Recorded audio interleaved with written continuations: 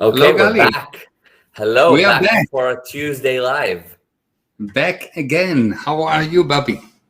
Very good, Abele. How are you? Very good. What are Good. we talking about today?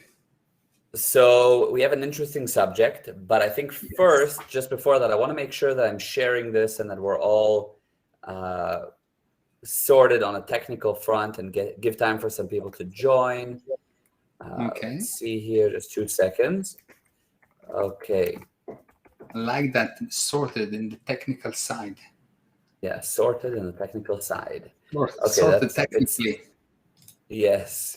Okay, it looks good for me, I think. Okay.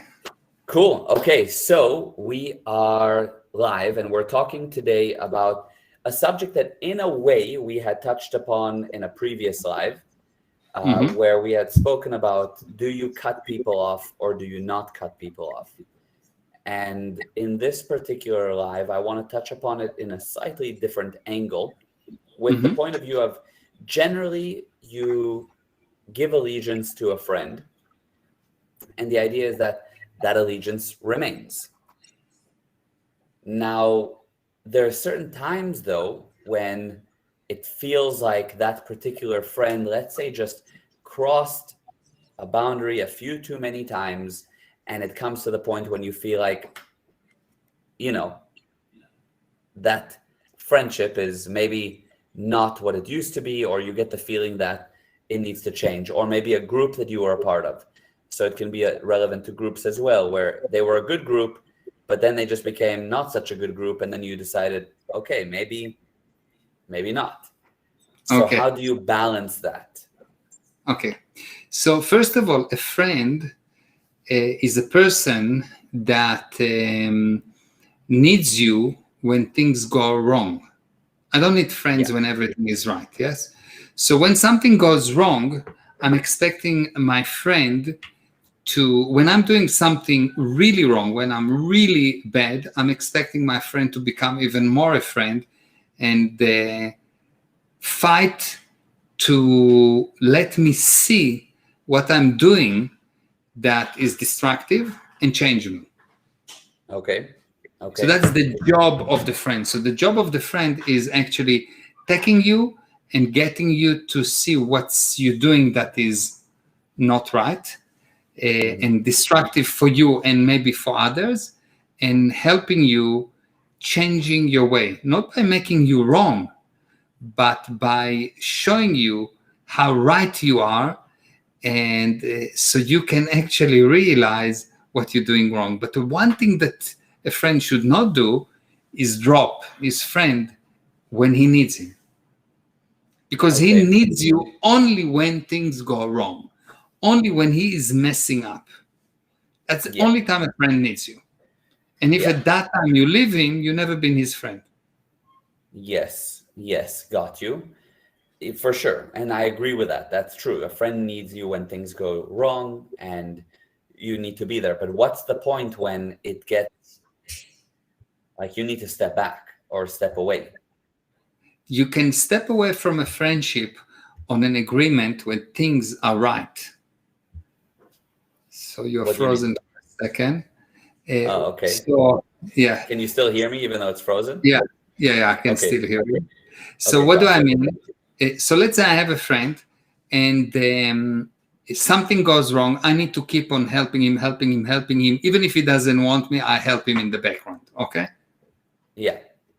And once he recovered and he is totally in good condition and everything goes right, and I can decide with him, once I'm in communication with him, that maybe it's more pro-survival for us to do something else. It's very seldom that it will happen, Hmm. because once you help him to recover, he will realize that you help him, and you will realize that he wasn't so bad as you thought. Hmm. Yes. So, so really, friendship. Uh, if you living a friendship unhandled, you actually don't live the friendship. You are stuck with that relationship.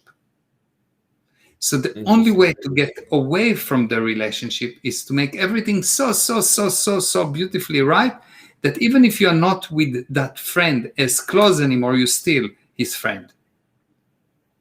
Okay, got you. I can see that. Yeah, so it sounds weird, but the only way to get away from a relationship is to make it so good that you are progressing, that you're moving ahead without damaging the relationship. So, for example, I can be in a city and I have a very, very good friend and everything is okay. And then I go to another city to study, to become a doctor or whatever, to study something. And I leave my friend, but I don't really leave him. I just progress in a different direction, but the friendship is still there. If something happened Right. 20 years later and he pick up the phone, I would still be there for him. Of course, but that ended in a great condition. You just, and that only ended based on the principle of you leaving physically. Exactly. Yeah, and that's on meaning that I end on a good condition. The only way to end is on a good condition, and since it is almost never happening that people end in a good condition, people don't actually leave any group there or any relationship they've been at. They're actually carrying it with them life after life after life. Interesting. Okay, I get that. So let's say, and by the way, Gali, let me try and take you in and out to see if you are unfrozen. Hold on. Okay, here we go. And let's see if no, you're still frozen. Okay, it could be an internet issue. Can you hear me at least? Am I fully frozen? You're fully frozen, extremely frozen. Maybe you can turn on and off your camera or something. Okay, how's that? I tried now. Off? No, you're still on. Camera's on. Oh, really? I turned the camera off. And you're still on. I've turned you off now. And maybe, here we go. Now you're back. Excellent. Okay, now we can see. Beautiful. Okay, yes, but you're frozen again. Okay. Really? Okay. So it will be me and audio for this one. Yes. Okay, no problem. Okay. Is it frozen in something that looks good? You look seriously good. Okay. Interesting. Okay. So just to continue on that line. So let's say, as an example, there was somebody who they were really welcoming. They hosted you. They were great to you. They were really good people. Mm-hmm. And then later, let's say it was the woman, and she was really good to you. She hosted you. She was fantastic for a very long time. And now some time went on, and we found out that she was really not good to that guy. Okay, it's a couple. Okay, so I'll give it to you again. There's a couple. Okay, and you're living with them. You're living with this couple. They're both your friends. The woman was always, hosting you beautifully and really being great to you. And so you developed even more of a friendship, and she helped you and helped you and helped you. And then some time went on. And then it was discovered that that woman was actually horrible to the guy. Let's say stole from him or whatever, cheated, or who knows. Bad. Now what? Now you're in a situation where you're like, oh my God, the guy was good in this, and is she even worth being a friend? Is it even worth it? Your job now is to get her to see what actually she's doing, because she's damaging herself if she's damaging that guy. And your job is to get her to see that. Your job is somehow to get her to confront what she's doing and help her. And if she's not willing, let's say? That's your job. That's your job. She's not willing, and I understand it. It's not always. I'm not saying that it's an easy job. I'm just saying that this is your job, and that's why when you take on a friendship, it's not something that you give lightly. You don't give friendship lightly. You don't say, I'm your friend lightly. If you would say to someone, I'm your friend, it's a commitment. You understand? It's something that it's like when you say to someone, I love you, it's a commitment. When you marry someone, it's what I mean is I'm going to take care of you, even if you're stupid, even if you do, I don't know, whatever things that are really not okay. Fine, I will tolerate it, and I will somehow make it go right with you. or for you. Yeah, right. Interesting. Yeah, I see Yeah. that. Okay, got you. So that's when you need to help. I mean, that's so different to what people say, or you have a situation where you're best friends with this guy, and he dates this girl for 2 years, Hmm. and then they break up. Hmm. And so you don't care about the girl anymore because you were best friends with the guy. Hmm. The girl is so secondary because the original commitment was with the guy. Yeah, you are But his friend. That's okay. You are his friend. You're not her friend. yes, but what if you became her friend? Well, then, if you become her friend, then you need to make sure that their separation is good. In any case, you need to make sure that their separation is not leaving bad taste for both of them, and you need to handle it. You need to be the person that makes sure that both sides take responsibility. So instead of just being anti each other, they become for each other, even if they are not a couple anymore. Yeah, yeah, I see. That's your job. That's your job in any case as a friend. Because if the Right. guy separated from this girl and he hate her because of what he did to her, not because of what she did to him. I see. I got you. So in a few words, I mean, it's a huge subject, I'm sure, but as a first aid, what would you suggest? Somebody's like, okay, I don't know how to make sure that this couple is okay. I want to do my job. I just don't know how. What would you Ah, tell them to do? you get to the guy to the guy and then to the girl, and you sit with them and find out what did they do to cause the breakdown. Because the guy will tell you, oh, she is such a horrible woman and she's done this and this, and he will have a book of all the things she's done, and she have a bigger book of all the things he's done, and they all go around with books, and books are heavy to carry. Yes. Yeah. So the Yeah. life become heavy. Yes. So Right. what they need to do is to understand that the book is only a book of explanations of why what they did wrong is justified. If I'm telling you you did something wrong against me, is only I'm using it as justification for something bad I've done, because the truth is no one can do anything bad to me other than me. Mm-hmm. Yeah. Yeah. I know it's not 100%. easy to see, but no one can do anything bad to me other than me. Meaning you have to agree to it first for it to be bad, or what? Like if Yeah, somebody comes and punches you, who put me there? yeah, you did. Yeah, Thank you very much. So it's me. got you. Yeah, I understand. I get that. Yeah, true, Yeah, true. yeah. Let's say hi to a few people on the chat, Yes. because I see Reem here. Hi, Reem, and she Hey, says hey. powerful. And you know Yes. who I see here? Mariah, the Yeah, hi, most Mariah. I amazing know her. Mariah. Yes, I Yes. love her too.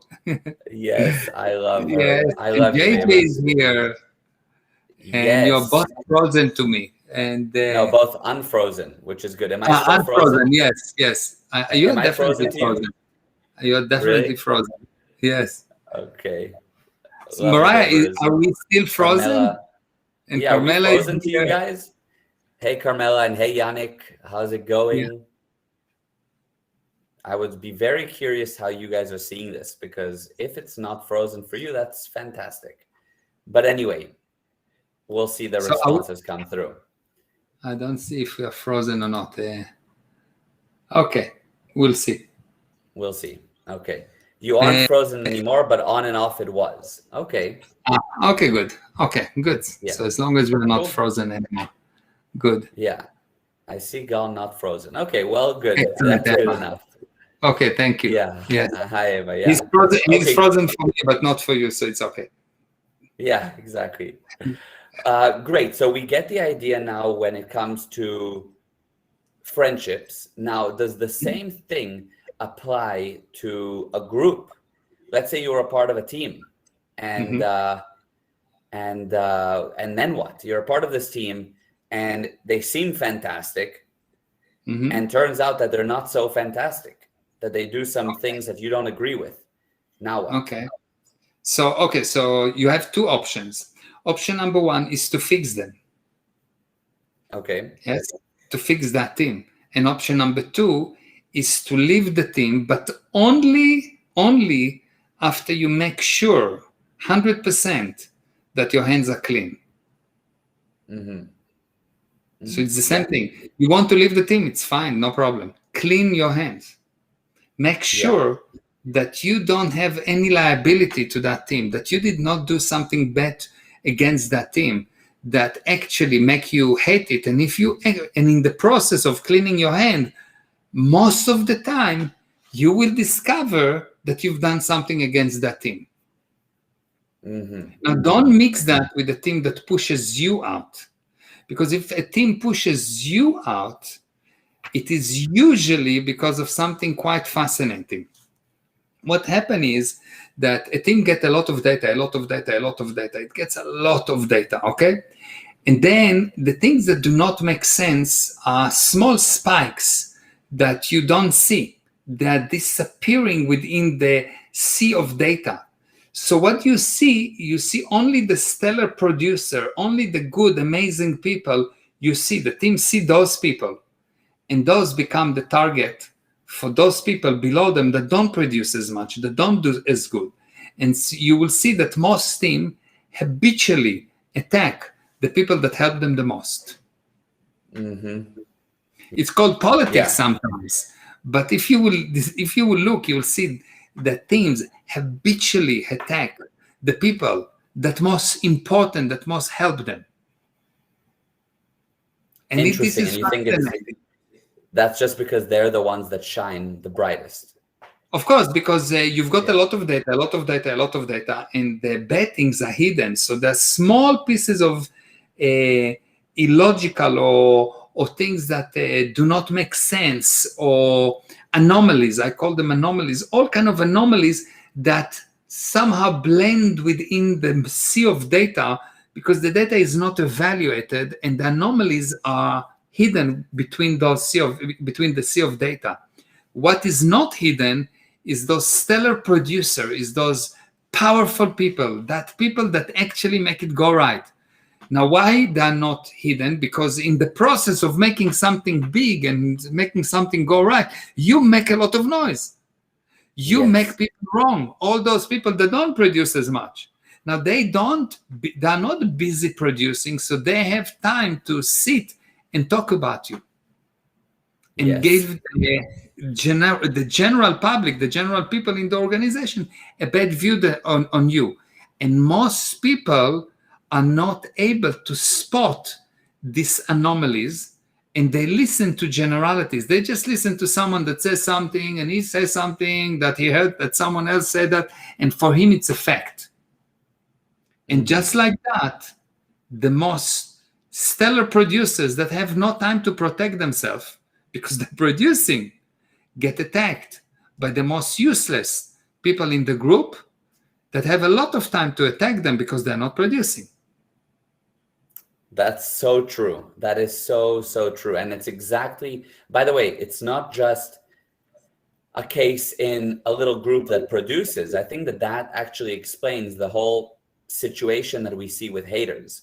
And you see so many, like the most unbelievable Olympic athletes that mess up on one thing get attacked by all the people that are sitting on the couch eating chips. Like, exactly. They're not doing anything, and they have time to judge you from the couch. And you see that with anything. And the people that shine the most get the most attacks. Yeah. I always said that the best president of the country would be the taxi driver. Because you talk to a taxi driver, he has an answer for every single problem the president have or don't have, and he knows what he's supposed to do. Yet he cannot balance his checkbook. Yes. Yes. Yeah, but he knows what to do. Yeah. But he knows what the president should do. All those people that knows what you're doing wrong and what is the thing. If you will actually look at what's going on in their own life, the relationship is destroyed. They have no money. They're failing in life. They are anxious, they are miserable, they're living in fear, but they know what the successful people should doing wrong. Yeah, yeah, they have their ideas that are for sure what should be done.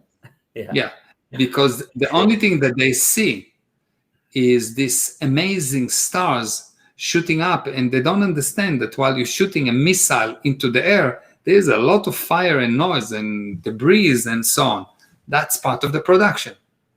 The only thing that don't get attacked is those people that die. Right. I don't see people going and attacking people in the grave. Yes, those people that die attack the least. Who attack the most? The one that produce a lot. 100%. And a stupid organization, stupid group, is a group that support those haters. And you'll see that you want to know how far down a group going, check how many haters it has. The percentage of hater give you the clue to how close a society is coming to its end. So you're saying the group that has the most haters. Now, but doesn't that mean that they're the very successful because they're getting attacked a lot? No, not the people that you hate, the people that hate. Like if I'm a hater, if I hate you. So if there's many people that hate you, so if there's 100 people that hate you, the society of those 100 people is part of is not so bad. If there's 1,000, the society start to be bad. If there's 1,000,000, it is really bad. So you take the percentage of people in the society that are haters. They hate the other driver. They hate their mothers. They hate their wife. They hate anything that has anything good. When this become more than 50% of society, that society is on the way out. It will not survive. Interesting. And it's right now, I feel like it's in that 50% mark. So much hate. Everyone is getting attacked for everything. It's very interesting. Even people that are supposedly spiritual have something to say about other people that are spiritual or not spiritual. Right. Everyone has something to say. Yeah, everyone looks for what's wrong. Right. And the only way to improve people is to find what is right. You improve machine by finding what's wrong with them. You improve people by finding what's right with them. This is a principle that I keep on explaining to people, but I can see that the haters hate so much that they cannot actually hear it. Right. Yes, they're busy hating. Yeah, that's the full-time job. Exactly. Yes. Yeah. Amazing. Okay, then final question along this line, and it's based on a true scenario I saw recently, but I'll change the facts slightly so that there's no way to connect it to the actual scenario. But basically, there was this this guy, and turns out that he basically cheated. Okay, and it was hidden. And turns out that this guy was a really problematic guy. Like anyone that you speak to about this guy will tell you he's ruthless businessman that cheated many people. He's horrible to deal with. He did bad things, didn't pay people, was just bad, got success through bad ways. He cheated and everybody knows about it. It's a huge gossip. And it's the biggest scandal ever. So some people that I speak to say, oh, well, the gossip and all that, he had it coming to him. I have no mercy. Like people should know what happened. I'll spread it. I'll talk about it because the guy was a bad guy. And I mean, well deserved. What would you say in response to that? So I would say that when I do something, I do it in order to create some kind of an effect. Okay? And the effect that I want to create, if I'm sane, is a good effect. Okay? Yeah. So I'm looking at that situation. The guy is already been beaten and already have a problem. And now I'm going and I'm talking about him. So let's say I come to you and you don't know about this story at all, and I'm talking to you about this guy. will you feel good or bad? Will it make you more happy or more sad? Will it make you more enthusiastic about life or disappointed that people are cheating? What will be the overall direction? Will it be an improvement or deterioration? Deterioration. So I will not say it. Yeah. Simple enough. Yeah, got you. So if it doesn't bring an improvement, why should I do it? Unless if I'm a bad person myself and I want to create bad reaction. Uh-huh. Yeah. I never seen gossip actually help, because even if you take this terrible guy that you're talking about, if you actually talk to him and get his view on the story, I promise you, it's not what you think. 100%. Yeah, probably true. Probably true. And how do you create injustice? You take one side and you make the decision. The one guy come and say, I heard that this guy is, and it's proven because Johnny said that, and Johnny is a reliable source. Philby was also a reliable source. You know who's Philby, yes? Philby was He was a spy. yeah, he was a double agent. He was almost the head of MI6, the UK intelligence, like the CIA of the UK, and he was a spy of the KGB, and he made sure for 30 years that every single UK English spy that went to Russia got caught. And they never realized that it's him. They thought that just the Russian have a special sense for the English tea. you know, Yeah. they just come up with some nonsense, yes. Right. And why?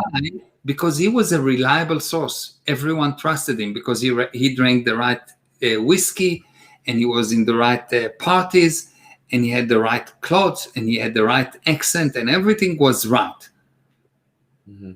But the facts are there.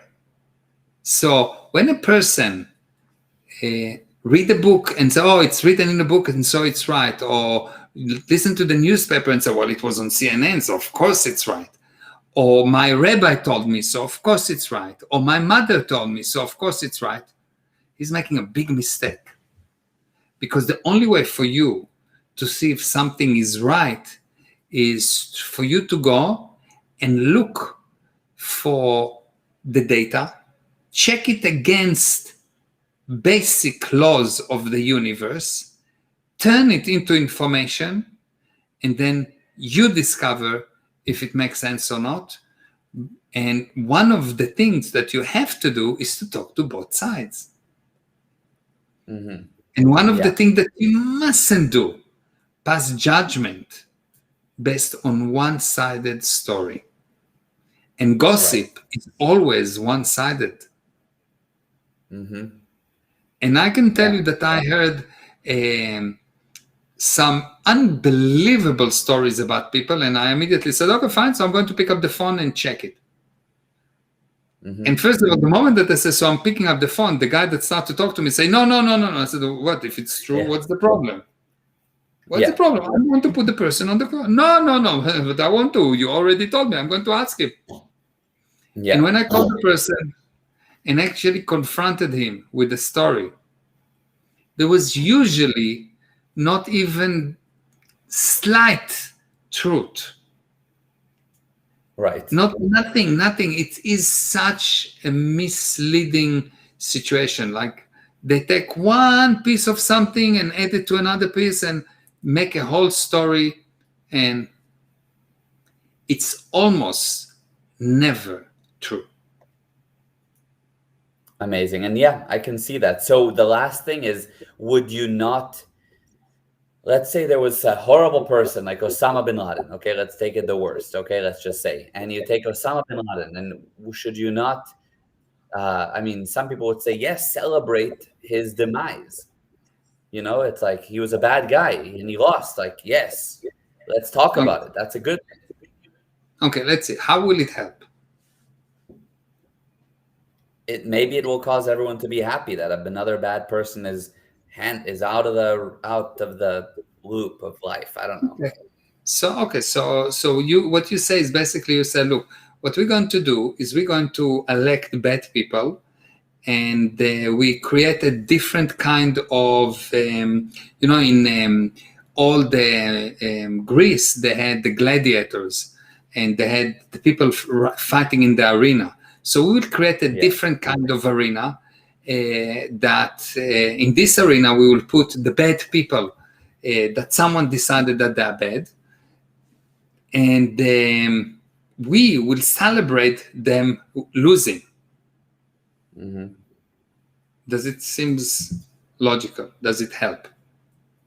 Because it's basically the arena. The new arena is the media, the social media. This is the arena. True, it's a good analogy. It's a very good analogy. You throw people into like those people that you throw them in, and the crowd cheers, and there's all kind of animals that attacking them. It's a good analogy. I mean, that's true. The only thing that someone might say is, well, at least it's entertainment. I mean, that's, I think it's not an entertainment, because an entertainment, the purpose of entertainment is actually to make you more sane, not more insane. It's actually to get you to be more spiritual, not more blood-seeking vampire. It's actually the purpose of entertainment is to create something aesthetic, not something ugly. Mm-hmm. It's art, it's aesthetic, it's beautiful. And Osama bin Laden, don't think it's the most beautiful thing in the universe. I can think about a few things that can be more beautiful and more uplifting and more spiritual than killing Osama bin Laden in his family. Mm-hmm. Yeah. It is only good for a mob that need to be controlled by giving them enough blood. Yeah. But it's not good. Interesting. Yeah, I see that. It's definitely different, but I can see that. That makes sense. Yeah. Very, very interesting. Yeah. Wow. Okay. It's really if you look at that, this is really what it is. Yeah, you're right. It is. It's a really, really, really good analogy. It is that 100%. Yeah. It is a modern day arena. So yeah, good point. Yeah. Okay, well, that was awesome, and that was that covered the sort of subject on different angles: friendships, groups, just gossip, and how it all connects. So that was really, really, really good. Thank you. You are really amazing, Gali. You're really, really, really good. You're the best. I'm not biased at all. This is totally independent. I have nothing. Yeah. No connection at all. No, it's just I'm looking at totally exterior, and I can tell you that you are the best of the best of the best, and no one can be better than you ever. I love you, and that means a lot. Thank you. I love you, Babala. You're the best. You're the best of the best. So, okay. Thank you, everyone. Let's say just very, very much. Yes. So, I see Jose said video was okay, and Mariah was saying it was during some juicy parts when it was frozen. You were on the edge of your seat. Yes. Pedro said LOL, and Yannick, best way to describe the hater guys. Yeah, that was really good. That was really good. So, wow, amazing. Okay, guys, thank you so much for tuning in, for being on. Thank you, and we will see you next week, same time. Same time, same place, Tuesday. Different shirts, same and unfrozen. Okay. Exactly. Okay. Bye-bye.